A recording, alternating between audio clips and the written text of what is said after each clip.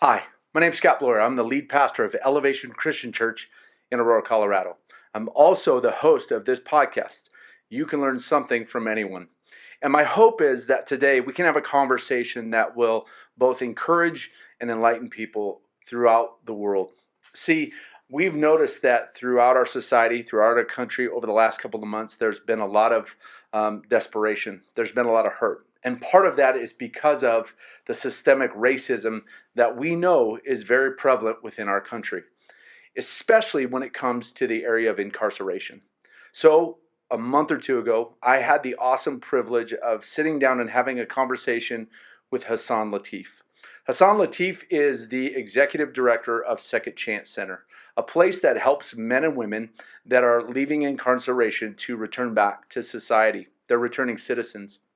And Hassan and I spent some time talking about his 18 years in incarceration and then also what he's doing to make sure others just like him never go back. In fact, that's his kind of statement. It's even on his license plates of his car, never going back.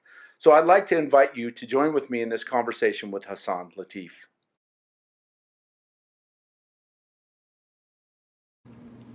Hi, my name is Scott Bloyer, and today I have with me Hassan Latiff, who is the CEO, head director, head man of the Second Chance Center. I've been blessed to be able to get to know him in partnership, but then also with just life the way it is. I'm blessed to say he's a friend. And so, Hassan, why don't we start out? Just share a little bit for those that don't know your story. Okay, first of all, you already bumped me up and gave me a promotion. I'm executive director of Second Chance Center, and we're a reentry agency. We're located in Aurora at two locations, one on 16th and Dayton, another one at 9360 East Colfax. And so we're dedicated to helping folks coming home from incarceration transition to what we call a life of success and fulfillment. This is something that's dear to me as someone who did 18 years of Right. incarceration time here in the state of Colorado. And, I was fortunate and I was blessed in ways that most people coming out of prison aren't. In that, I had a family, a wife in particular, that was waiting for me and had a home for me and had that kind of support network. Yeah. And even then it was challenging. But most folks coming out don't have that. Right. They've burned bridges or for some other reason don't have support networks. And for many of them, Second Chance Center is that for them. It's Right. the new establishment of family. It's the anchor for many folks. Right. So, So tell us your story. How did you said you spent 18 years? mm-hmm. What led you to that? What led you to change things coming out? Because I know I love the Never Going Back, right? NGB. Yeah. You've also got your book. I want to make sure people know about the book that you wrote as well. Well, I've been out here 14 and a half years now, Scott. And believe it or not, no one's ever said to me what you just said. So, Hassan, what's your story? Does that Really? sound odd? Yeah. Yeah, and I mean, I've had an opportunity to do interviews and things like that, and so I'm gonna just give you the short version. You betcha. I was raised in New York City, and there was a time when I used to describe my childhood as having been raised by wolves. And I don't know if that's a very fair assessment because I had a father who was very caring. Yeah. Wasn't in the house with me after age 11, but was always accessible to me. And Right. I had other relatives who were outside of that wolf species. Right. But other than that, it was an environment that was less than supportive. It was violent in many instances. I had very early exposure to alcohol and drugs. I started using it at age 5, actually, and indiscriminately used drugs and alcohol for the next 28 years, actually. Right. So a lot of my background had to do with dysfunction and feelings of not really belonging, that kind of Okay. thing, even in the family that I was a part of. So, can I ask a question? Why? That's a good question. I mean, for many years I've tried to figure that out, and I gave up on trying to figure it out Oh, okay. because the answer to that question is in the minds and hearts of other people. Okay. I'm just curious. Yeah, no, I never could. I never could come to grips with that, and it was always a problem for me. Right. And actually, what it did for a lot of years of my life, it made me think of myself Right. less than, because of how I was treated and approached by Mm-hmm. other people. So I look at it now like that was their problem, Right. and it wasn't mine. In this work that we do at Second Chance Center, though, Scott, that's what we're dealing with. We're dealing with people who, yes, they committed some crimes or convicted of some crimes and have done in time in incarceration. But really, what we're dealing with are human beings that have been damaged. Trauma. Sometimes. Yeah. Yeah, trauma. Yeah, and so the biggest part of our work is getting people to actually dig down deep to try to find the answers to the question that so many of us ask at some point in time in some dark space in some cell or walking around some prison yard. And I'm in this building which houses Elevation Christian Church, so I'm going to clean this up a little No, bit. you do what you got to Well, do. we sit and we ask ourselves the question, what the fuck is Yeah. wrong with me? Right. And what we're saying to our clients is that there's nothing wrong with you, but things have happened Yeah. to you, and there's ways to counter a lot of that. Right. And that's what we do. We think part of it, though, is really coming to grips with what came into play in your decision making and in the flow of your life. We have a formula that we work on at Second Chance Center. It's called thoughts plus feelings equals behavior. Right. The first time I heard, this formula was after my first 15 years of incarceration. And Scott, I was in court every single day for my first 15 years. I'm not exaggerating. Either fighting a case or appealing a case. Wow. Because my only objective was to get out of prison. Right. And it wasn't until 15 years in that I found myself saying my prayers. I'm Muslim, and so I'm saying my prayers in my cell. And I get to the part of the prayer in Islam, it's informal supplication. We call dua. Mm-hmm. And I didn't know what to ask. It's Wow. like 15 years, brother. I'm going into appeals court 7 times and, fed courts, numerous times, and coming up with all kinds of defenses and all kinds of avenues in an effort to get out. Yeah. And they're finding new and imaginative ways to smash me every time. Right. And I'm sitting there that day, and I couldn't think of anything. And I remember hearing myself say, you know what I need. I think it's the day I actually submitted to God and I accepted the fact that I did not know what to do with my own life, which is a difficult thing for any man, I think, Oh, I agree. Yeah. to accept. Yeah. And so I came to the conclusion that they may have gotten this wrong and that wrong, but they got the right guy, because I was running amok. Yeah. And I wouldn't have stopped on my own. Right. And so that was the change, the shifting for me, because I stopped looking outside for what was the problem. And I stopped blaming, and I turned the focus internal. Yeah, like what is it with me? And it was shortly after that I heard that formula, and it made a lot of sense to me. Say the formula again. Thoughts plus feelings equals behavior. Okay. And so I had to be honest with myself, Scott. Even after 15 years, I pretty much thought the same way about most things. Right. And I felt the same way about most things, including the world and my place in it. I was still angry. I was still bitter. I was still blaming other people. And what that formula said to me was that if I did not address those first 2 elements of that the behaviors equation, weren't going to change.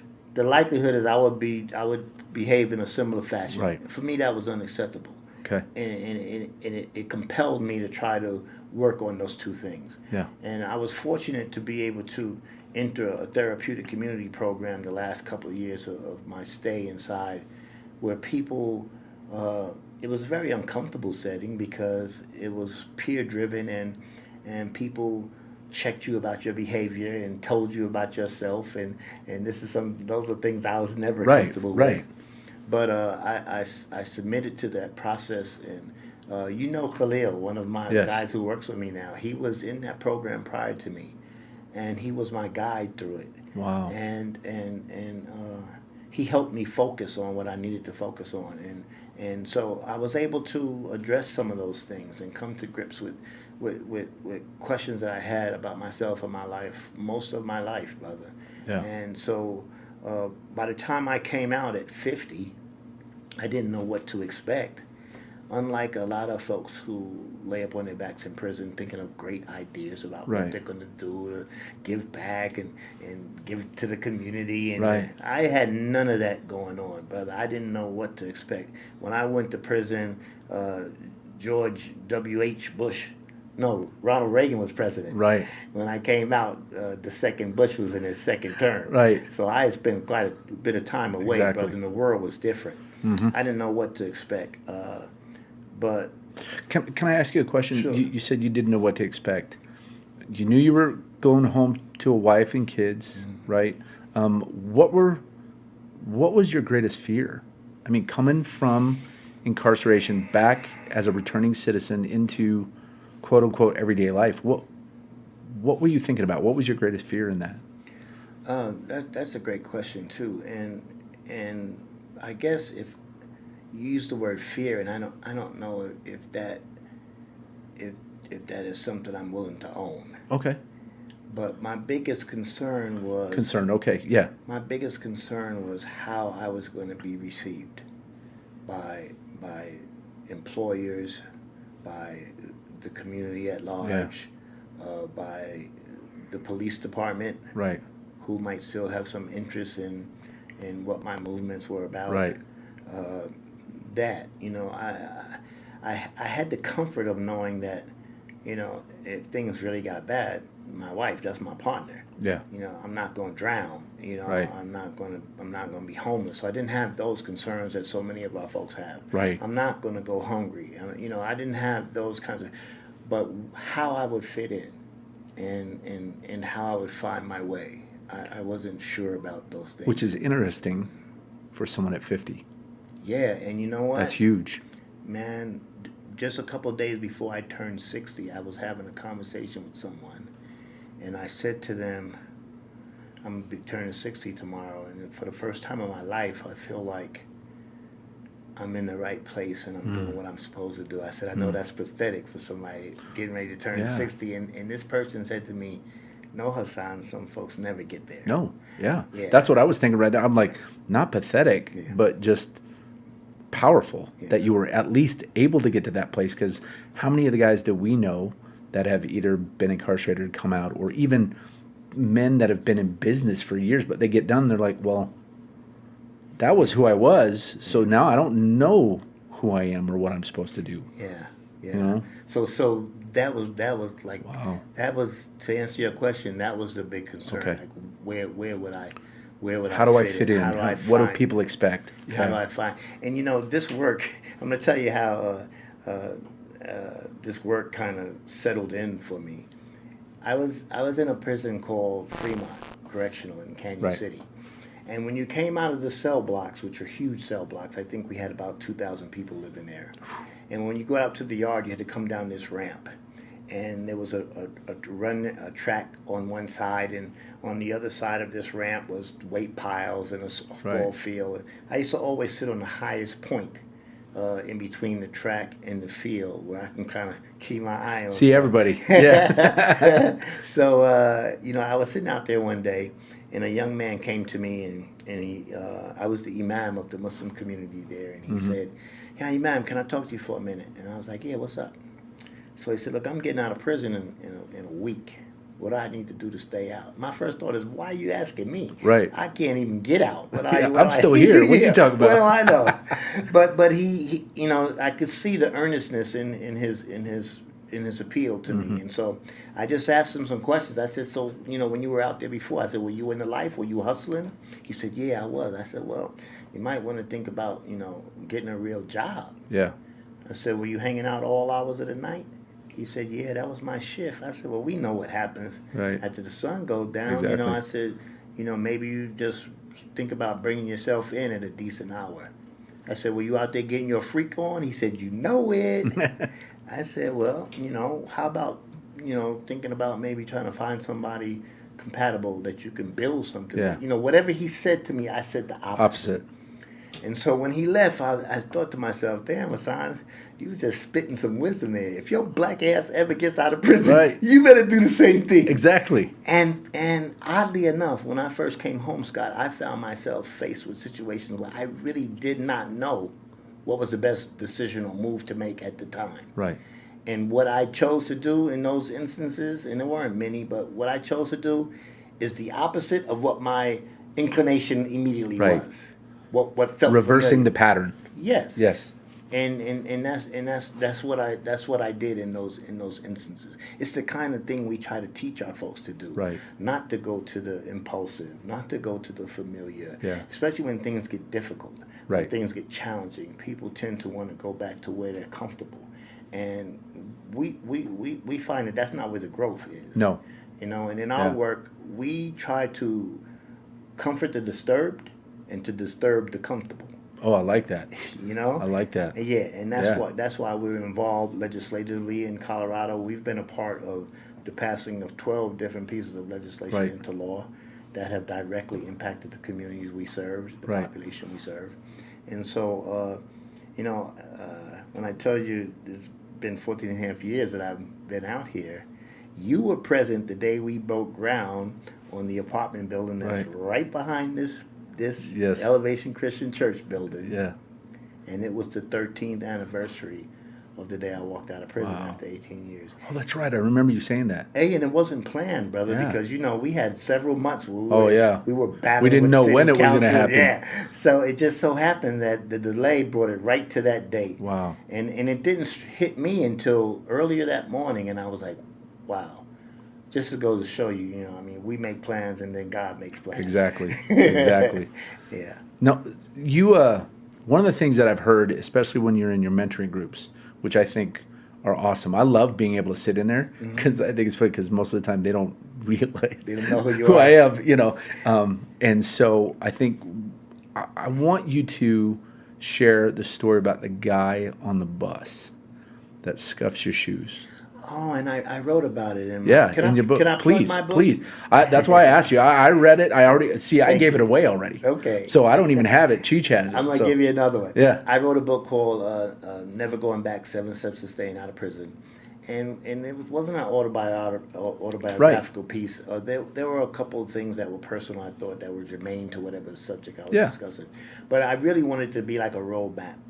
Yeah. So this is one of the instances that I wrote about. Do you have a website for your book? That kind of stuff? Yeah, they can go to scccolorado.org. That's Second Chance Center's website. Okay. And there's a connection for We'll make sure, just so everybody knows, we'll make sure that link is in the notes. So if you're curious about that, go back to the notes of the podcast and you'll be able to find all that. All right. I appreciate it. Yeah. Well, I didn't actually come directly home.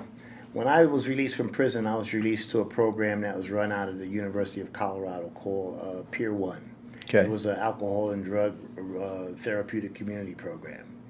And when I went there, the very first morning after waking up, I was part of a group. They used to call the groups their game. It was like people would sit in a circle, and there were only a few rules. Right. No drug and alcohol, no violence.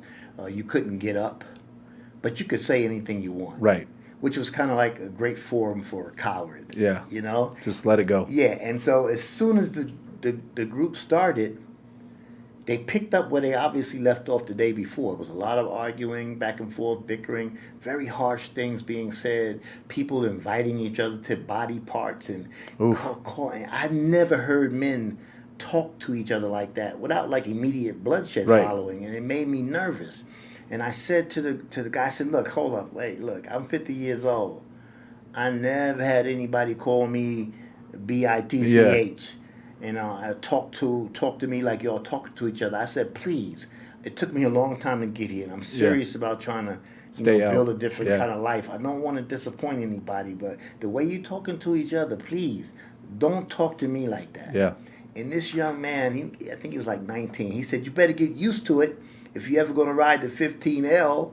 Now, I didn't know what the 15L was. Right. And I asked him, well, what's that? He told me it's this bus that runs up and down Colfax. He said, people are just disrespectful. It ain't got nothing to do with you. This is what he told me. 6 months later, I was on the 15L. Right. And I had just put on a pair of white Nikes that I took out the box that morning, brother. Right. And when I used to ride the bus, I used to ride it with headphones like you got me wearing Yeah. now, and shades, even at night. Right. And it wasn't because I was trying to be cool or I was grooving on some music. Staying focused. I didn't want to hear. Yeah. I didn't want to see, and I really was trying to put a shield between me and the kind of things that go on sometimes on RTD. Exactly. Yeah. And I'm kind of halfway nodding out, and this guy gets on the bus, and he doesn't just step on the tip of my shoe. He steps on the whole top of it, brother. Right. And I was kind of half asleep, so it startled me. Yeah. And that made him turn around and hit me in the head with his backpack. Oh, jeez. And not Yeah. not just that. He swole up on me like, yeah, what? You know, kind of. And all the thoughts when I share this with my folks, you hear sometimes nervous laughter, and I know what they're thinking. Yeah. What they would do in that situation. Oh, yeah. The same thoughts went through my head instantly Right. when he did that. But what I heard ultimately was that young man saying to me, What happened to you? people are just disrespectful. Yeah. It doesn't have anything to do with you. And hearing that admonishment, hearing that advice was enough for me. I looked down at my shoe, I realized I'm never going to get this clean. Right. But I'm not going to even look back at this man where he wouldn't sat because I don't want to see him gesture like he just punked me or something. Yeah. I need to get back to my safe space. That needs to be my goal every day. Right. It wasn't home because I was still in the program, but exactly. I need to get there to my safe space. And I share that, brother, because a lot of our folks are going to be confronted with situations that boil down to just that, a decision to get home or get to a safe space. I was one who said to my wife, I'll be back in a minute. Left the house, didn't come home for 18 years. Oof. Yeah. So in a moment, the decisions in a moment are the kind of things that frame a lifetime. Right. And our folks have a history of a series sometimes of bad moments like those. Right. So yeah, I love when you tell that story because you can, like you said, you hear the nervous laughter, you hear people go, oh, because you always make the statement, I didn't do anything. Yeah. And I remember we were sitting in the mentoring room and I heard a guy go, oh, I couldn't do that. And in my head I'm like, oh man, you missed the point. Yeah. You missed the point of what Hassan is saying is you can do that. You just got to change that behavior. You have to do that. Yeah, because if not, you're going back. And I get more graphic sometimes in groups when I say, so you got a choice then. You can make a MF recognize, and do something. I said, and if you're not arrested at that, at that moment, I'm sure if you got back on the same bus tomorrow, you probably can get a seat because nobody will want to sit next to you. They'll know who you are. Yeah. And if that's what you want, if that's your goal, to have somebody recognize what you're capable of, then fine. Yeah. But if your goal is about a life, sometimes you're gonna have to just realize and say to yourself that's that person's problem. It's not about me. And in this work, we deal with people that are in crisis a lot. Right. And I have to tell my staff, Scott, sometimes when it seems like somebody's giving you a hard time, one of the steps in the 7 steps to staying out of prison is powering up through thought shifting. And sometimes that's all we can do is think differently about the circumstances we're faced with. And so I tell my staff, when I feel like somebody's giving you a hard time, realize that they're having a hard time. Right. They're having a hard time. They're reflecting the situation that's around them. They're not giving you a hard time. They're having a hard time. Yeah. And if we can make that shift in our minds, then we can be of service. Right. Other than that, we're going to get offended. We're going to get defensive. We might even get aggressive. We certainly won't do the best work for people who need it most at that moment. Yeah, the way we like to say it here is hurt people. Oh, absolutely. Because that's usually what's the antithesis of what's going on. It's not they just walked in and decided, hey, I'm going to punch him in the mouth. There was something that led up to why he's feeling that way or reacting that way. Absolutely, but that's not just a Hallmark card there. That's real. Yeah. And we say that pain unprocessed is the kind of thing you share. Yeah. If you're not able to process it, you're still feeling it, still impacted by it, still damaged by it. You share that. Yeah. You share it with those closest to you. You share it with those that you found a way to devalue in your own mind so that you can do something to them or take something from them. Right. and that's a part of what it is. And here's the odd thing about the human being. You can take any group you can think of right now that has been discriminated against, Right. marginalized, victimized, okay? And you'll find people in that group that will look for another person in another group that they can do the same things to. Right. Right. Like, I don't understand it. But So that's, my thought is it that person going, well, I want them to feel the way I feel? yeah, whether you're consciously saying that to Right. yourself or not, I'm hurting. So this next person's They're gonna gonna have feel to, me. they're gonna feel me. Yeah. And they're gonna, if you feel like you're invisible, if you feel like in your life you're not heard, then that's gonna make you sometimes louder, Right. and you're gonna make people see you Yeah. by forcing yourself in their space in some kind of way. Yeah. And I'm not saying this is a justification for No, no. anything anybody does, but just we It's an don't. understanding. Yes, and see, this is the thing. When we first started doing this work, Scott, the first two people I hired were Sean, who Yeah. Sean Archie Taylor, who's our deputy executive director, and Adam Abdullah, who's our mentoring coordinator. Sean had just done 22 years in prison, Right. where he started at 17, and Sheikh Adam had done 33 years and 3 months in the feds. So collectively, we had like 75 years of Yeah. incarceration time, and people understandably were like, "What are these guys up to?" Right. Because nobody gave us the benefit of the doubt that we were really out here committed to trying to do good. Right. It was like, let's keep an eye on these guys. The benefit of that approach for us, Scott, is that people did watch us very Right. closely. And not only did they see the work that we were doing, but they saw how we went about our work. Right. And as a result of that, we were blessed with one opportunity after another. Yeah. So Yeah, I think that's one of the things I've heard you say to your staff multiple times is, we've got to do our best because people are looking for us to screw up. oh yeah. Yeah, and they're, unfortunately, maybe wanting you to because they can go, aha, see, See. I told you, right? Instead of going, wow, they're doing the work that needs to be done to help these people in this situation. You talked about helping change laws when it comes to prison reform. What does that look like? Because I'm in a position sometimes where I will hear people go, well, they deserve to be in prison, and I'm like, okay, yes, if they did what they said, I get that, but then you hear people say, well, prison's just a day camp, right? Compared to, and I'm like, if you haven't been there, you probably should shut up.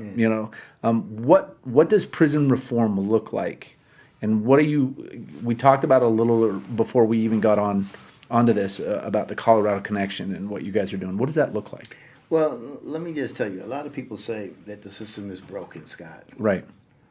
I don't agree. Okay. The system is working exactly how it's designed Okay. to work. It's a diabolical, ingenious master Right. business plan, actually. When you talk about the end of slavery, those folks who remained landowners in the South in particular needed labor. Right. So you had the development of, you already had the slave patrols, Right. who were the first people to wear badges Right. in this regard. Afterwards, you had Jim Crow laws. You had laws that were developed to actually put people in a position to be enslaved once again. Right. Because people who talk about the 13th Amendment ending slavery, it actually says in that amendment, except for someone who's been convicted of a crime. Really. That's what the amendment Right. says. So what happened was you had all kinds of laws, Jim Crow laws, where a black person couldn't walk on the side of a railroad track, for instance, or couldn't change employers. If he worked on one plantation, he couldn't actually quit regardless of the treatment he was and go to another one. And you couldn't do these kind of things. You couldn't read. All these Right. kind of things resulted in people being Incarcerated. incarcerated, and that led to convict leasing. So you had businesses that would lease out people who were incarcerated. Right. Once again, shackled slavery. Is Yeah. that my phone? Yeah. We're not gonna pay much attention to that. I'm sorry about No, that. that's okay. Yeah. So this whole criminal justice system, if people are honest and look at it, is disproportionately designed to impact communities of color, African American first. Right. To be sure of. So you have folks when they talk about when people commit crimes, sure, there needs to be some accountability for those kinds of things. But there needs to be some sort of a balanced playing field. Exactly. When you have people that go to prison for crack cocaine, for instance, who have an addiction to a drug and are caught in possession of some small amount of crack cocaine and get 20 years in a penitentiary, Right. as opposed to, say, a young white youth from the suburbs who gets caught with several kilos Right. of And gets cocaine less time. or no time. Or no time, yeah. Slap on the hand. Yeah, you have a system where people who are arrested can get bail or PR bonds. In other words, sign your signature and be released. Well, what you have then are people who can't make bond, who are the poorest, who are probably compelled in some way to commit whatever offense that was because of a lack of something, or Finances, feeling yeah. like a lack of. Yeah.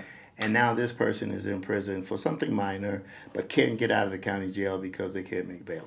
Right. So when we talk about reforming the criminal justice system, part of it is things like that. So what we've done is we adjusted some sentencing laws.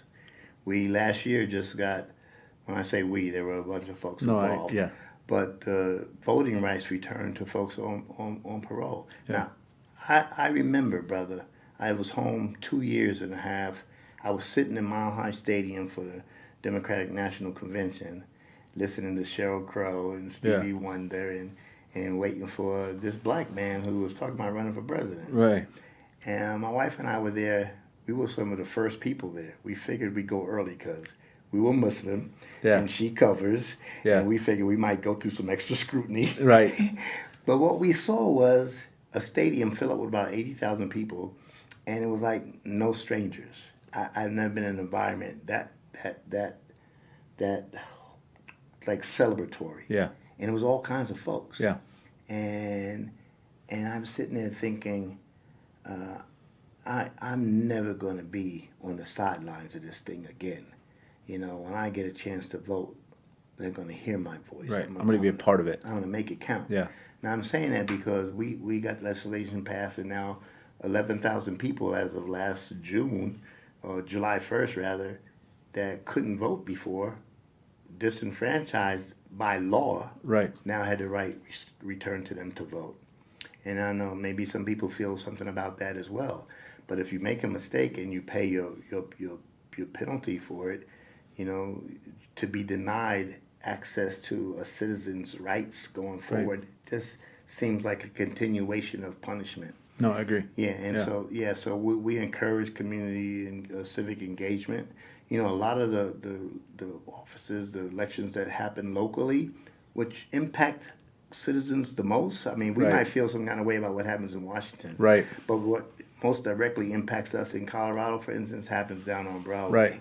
Exactly. Yeah, and so some of those elections are turned by several dozen votes, whether it's a city council member or the most powerful of positions in the state, and that's the office of the district attorney. Yeah. These elected officials sometimes are elected by 100 votes. Right. And people should understand and get involved in that kind of thing. So we're pretty happy about that kind of. Oh, that's cool. You know, one of the things we got passed just last year was walkaways from the halfway house, which a lot of times people come to community corrections, they're in the halfway house.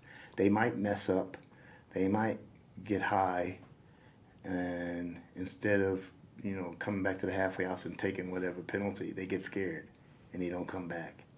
Well, that's an additional escape charge.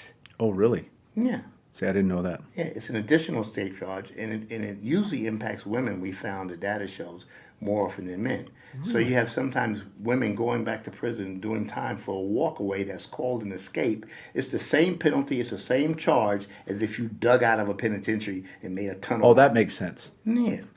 So, Sorry. Yeah, no. So we did something about that. Those kinds of inequities, those kinds of injustices, you know, these are kind of, right now we're hearing a lot around the country as a result of the murder of George Floyd and the awareness around these other injustices and police evidences of police brutality.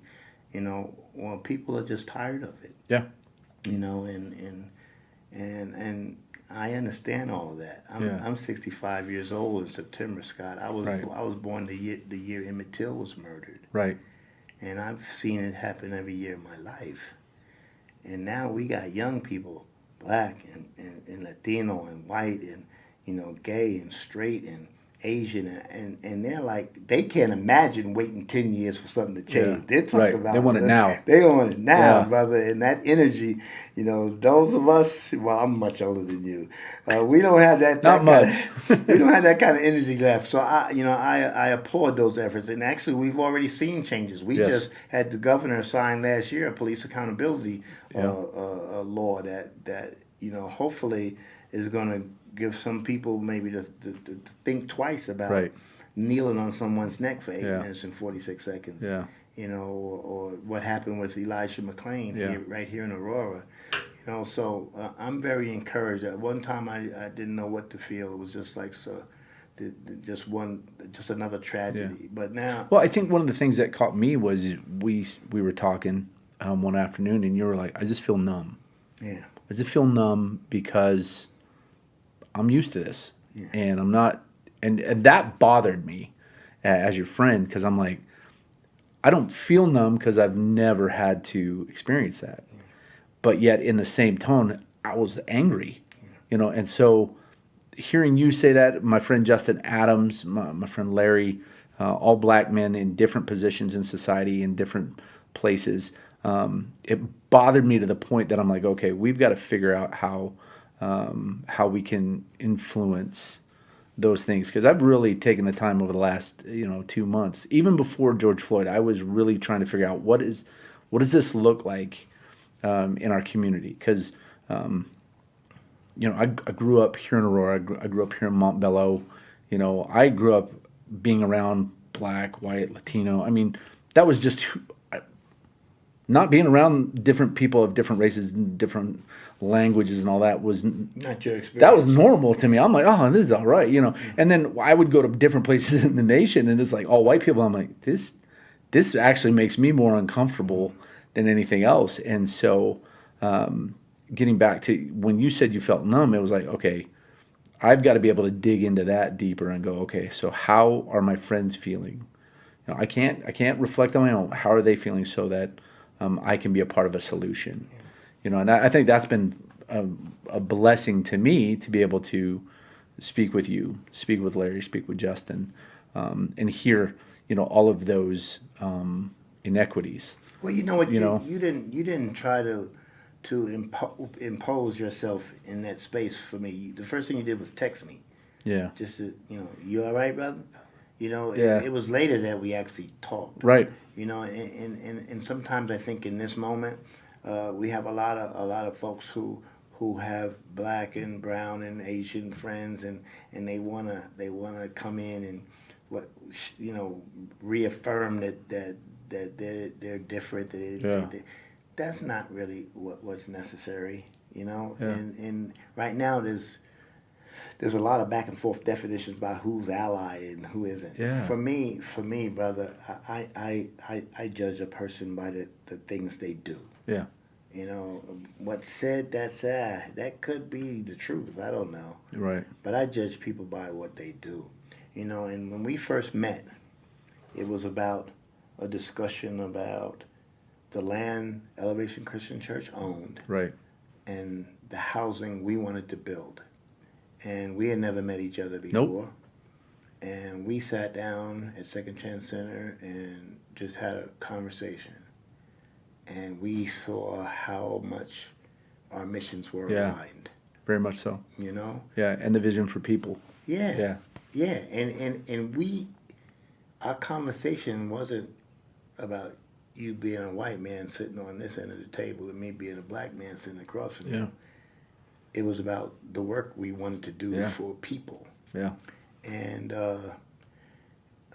right now there's a lot of energy and a lot of alignments out there, and I'm happy and pleased and buoyed to see it. Ultimately, when the enthusiasm starts to be reined in a little bit over time, we'll see who still wants to put the work in. Because that's when it's going to really count, brother. You can get swept up into all kinds of emotional flow. Right. who's going to be there when the smoke clears Yeah. and the work still needs to be done. And I'm very pleased, though, that some people are asking themselves questions they never asked Yeah. before, and looking into history that wasn't a part of history in public Yeah, schools. you bet. Because we used to say his story because Yeah, it wasn't it's not reflecting mine. ours. Yeah, yeah. No, that was the thing because my wife and I, we've joked about it. It's like you and I are like the beginning of a joke, right? It's like the white preacher and the black Muslim walked into a room. It's like so we always joke about it because we've gone and spoke about the building project and the housing that we've done, and I think it's great because 99% of the time they don't know who's who. No, because I walk in suited up and you get off of a motorcycle. Exactly. So they're going, okay, one's one, but we're not sure. Yeah, plus you got a whole bunch of ink. Probably. Exactly. So, it's been, I have told Michelle that those have been some of the best moments for me, being able to stand there with you and talk about something that we now see. Because before it was, well, this is what we want to do. And now we're able to see it happen where a community of faith is 2 steps away from a housing project of people that are hurt, that are, have disabilities, that have addictions. And it's like so many times I'll get frustrated when I'm doing something here at the building or whatever, and I will walk out this side door and I'll turn and I'll look at those apartments and I can go, I'm all right. And I'll walk back in because we've already taken a step. And my hope is that we can continue to do that. Well, let me tell you, there's a time when I wouldn't have believed that you were real, because my experience wasn't with people who were giving and honest and caring without strings. Yeah. Okay? It wasn't my experience. And part of what we try to teach in Second Chance Center, expose our folks to, is like sometimes, like right now, if my wife was here, she'd be like, Hassan, give me those glasses. Clean them. She'd clean them up for me. Like sometimes, I don't know, it could be a thumbprint or some donut glaze. They look fine to me because but as soon as I give them to her and she cleans them up, like, you look good just a second ago. But now it's like HD. Right. Well, our eyes are like that too, Scott. Yeah. If we process new information through the same old filters or the same dirty lenses, everything tends to look like we feel the same way about it, and we respond to it in similar fashions, So I had to learn how to do that. And as a result, I started to meet just like one after another, a slew of just wonderful folks. They were there all the time. But I would say, where were these people when I was really, struggling to find my way through life? They were always there. It's just that I wasn't seeing them in the same light. Yeah. And like I said, if I didn't have years of experience of meeting really amazing people, I wouldn't have been able to accept, your offering and you and Cheech just being like you were when we first met. Yeah. I would have been looking for the angle. The angle, what we were trying to pull. Yeah. Yeah. Yeah. Well, that does my heart good because I know that we've always said we want to be authentic. We don't want to be. I'm not up for fake. Yeah. We've had enough fake. We don't need more fake. And you probably were making the same assessment about me about authenticity, because if not, the typical exchange would have been you as a white man in a position of owning property or being in control of property. What is this guy trying to get me for? Yeah. That would have been a very easy position for a lot of people to take. I never sensed in any of our exchanges that you were looking at me through lenses like that. And so and that's, I mean, honestly, that's because of the way my parents brought us up. We lived in Montbello and then moved.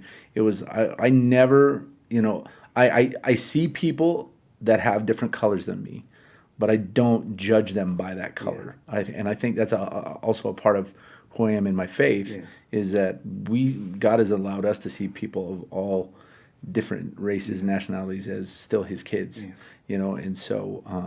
I'm glad you said it like that, because when people say, I don't see color, in my head I'm saying, you're such a liar. No, you Stop do. lying to yourself. In fact, I just did an interview with Justin Adams, the sports reporter for Channel 4. And we had that conversation because I think it's bullcrap when I hear people go, oh, I'm colorblind. Yeah. Well, Even first, if you're colorblind, you see different shades of gray. So shut up, and you when know? when you tell me that you're telling me that you don't see what's an integral part Of who I you am. are. Yeah. Yeah, Yeah. so don't- So that always. I hear people, I'm colorblind. I'm like, here, let me punch you in one eye. We'll see if you can still see. But that would, I'm sorry. Our joke here is always, I'll make sure you know Jesus before I send you to meet him. So we don't. No, let's get past that. But, Hey, but let me just tell you something. Yeah. Because you were talking about how your parents raised you. Yeah. And I put something on Facebook the other day because it just struck me. We've had a lot of the funders for Second Chance Center really come through since this COVID thing hit, and released us of a lot of restrictions for funding we had gotten. Like do what you got to do. Oh, wow. Giving us the discretion. That's huge. And we've really appreciated that. And so this month in particular, we got some pretty nice checks from funders, and it's just always good to get that. But then yesterday, I get a card from two boys. Oh, I saw that. Yeah, like 10 and 7. Yeah. Their grandmother, who happens to be one of our board members, I hope she wouldn't mind, Rhoda Blau, she had given them some money and told them to pick a couple of organizations that they wanted to support. And so they each kicked in $40 of their 100. That's awesome. To Second Chance Yeah. Center, and they had another agency that they supported. But I'm saying it was $80 compared to like maybe a $50,000 check that came the day before, Right. for instance. But to me, that struck me deeper and meant more to me because, brother, that's how this thing is going to change. Exactly. When we have a generation of caring, generous, thoughtful people that do the right thing because it's the right thing. Exactly. Yeah. And that's going to last a lot longer than a big check. Yeah. And so I agree. Yeah. That's life change. Yeah. That's changing the behavior. Like you said, the thoughts and everything that changes the behavior because we're leading them that way and guiding them that way. You bet. Well, we've gone a little bit longer than normal, but Well, you can edit. You can you're edit my, a bunch you're of my our boy. talk out. I could sit here doing this all day. If people wanted to find out more about what you're doing, if they want to reach out to you online, how do they do that? What's the best way? Well, the best way is to visit our website, www.scccolorado.org. You can get links to the book Never Going Back, 7 Steps to Staying Out of Prison. You can get links to Providence at the Heights, the building right here behind Elevation Christian You guys Church. are on Instagram. You're on Facebook. Yeah, I don't know very much about Instagram and Twitter, but my folks, my younger Sean's been taking care of it. I've been watching lately. We got a Facebook page, and people can friend me personally, and so yeah. So if someone I'm gonna give you like this shot, man. If someone were to go, okay, so if I want to be a part of this, what am I a part of? What would you tell them? Well, if someone wanted to be a part of Second Chance, Yeah, Center, what you're doing at Second Chance. Well, first of all, you're a part of increasing public safety. That's number one. You're making the community safer. You're helping people either restore their life or find one for the first time. Yeah. Here's the thing. If we do our job really well, and I think it falls to you too in your job, brother. Yeah. If we do our job really well, it's not going to be the kind of success that could be documented in a quarterly report or some kind of other data collecting system. It's going to be in horrible things that never happen. Wow. And I never thought of that. Well, if you're involved with Second Chance Center, that's what you're going to be involved in. Wow. Preventing horrible things from happening. That's huge. That's what we do. Well, thank you for being on. Thanks for having me, brother. Got betcha. much love for you. All right. All right, peace.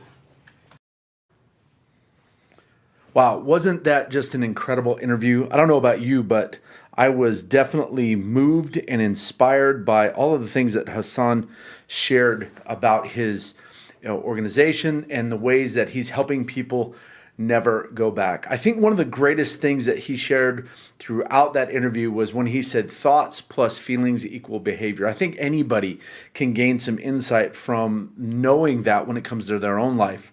And also hearing from him after spending so much time in prison, leaving at the age of 50, that he still felt concerned about how he would be accepted or how he would fit in. I think for us, that should be a good reminder that there are people constantly leaving incarceration that are feeling and thinking exactly that way. And then that also, he made this statement that at Second Chance Center, one of the things they like to do is comfort the disturbed and disturb the comfortable. I think that's a powerful statement for each and every one of us, because at this time in our life, I think some of us are actually getting disturbed because we're comfortable. We're comfortable with what's going on in our lives. I challenge you to go to seccolorado.org, find out more about Second Chance Center, the work they're doing for those that are coming out of incarceration, as well as incarceration reform. I think Hassan, as a friend and as a leader, has been very insightful for me, and I think we should always look to learn something from anybody. In fact, he made the statement, there was a time when he didn't believe that people like Elevation CC were real because of the way they cared for other people. I think many of us can see that we have an opportunity to care for people in a greater way. I was reading today from Hebrews chapter 13, verse 3. It said this: remember those in prison as if you were there yourself. Remember also those being mistreated as you felt their own pain in your own bodies. I think for many of us in today, maybe in our society, in our environment, we need to start taking ourselves and putting ourselves in the place that other people are currently when it comes to incarceration, when it comes to racism, when it comes to hurt, when it comes to addiction, so that we can be used to help those people. I want to remind you, if you're listening to this podcast, you can subscribe through the many different ways. It's on Apple, it's in iTunes, it's on Podbean, it's on Spotify. We'd love for you to be able to hear more of the interviews and the messages that come out of Elevation Christian Church. So make sure you do that. And if you're watching the video right here on YouTube, make sure you subscribe to the channel so that you know when more and more of these interviews come out. Because again, remember, you can learn something from anyone. Have a great day.